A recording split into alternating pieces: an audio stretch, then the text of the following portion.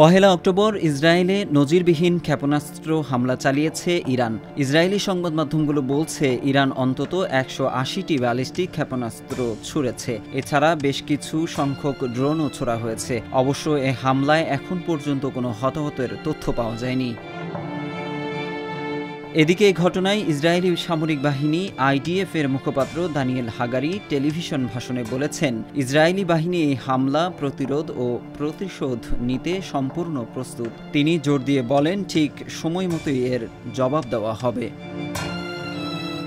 এর আগে ইসরায়েল বলেছিল যে তাদের সৈন্যরা সীমিত স্থল অভিযানের জন্য দক্ষিণ লেবাননে প্রবেশ করেছে। তবে হিজবুল্লাহ ইসরায়েলি বাহিনীর ওই অঞ্চলে প্রবেশের তথ্য অস্বীকার করেছে।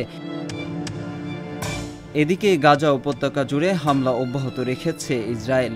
১ অক্টোবরে হামলায় কমপক্ষে ২৯ ফিলিস্তিনি নিহত হয়েছেন। গাজায় গত বছরের অক্টোবর থেকে ইসরায়েলি হামলায় কমপক্ষে ৪১,৬৩৮ জন নিহত এবং ৯৬,৪৬০ জন আহত হয়েছেন।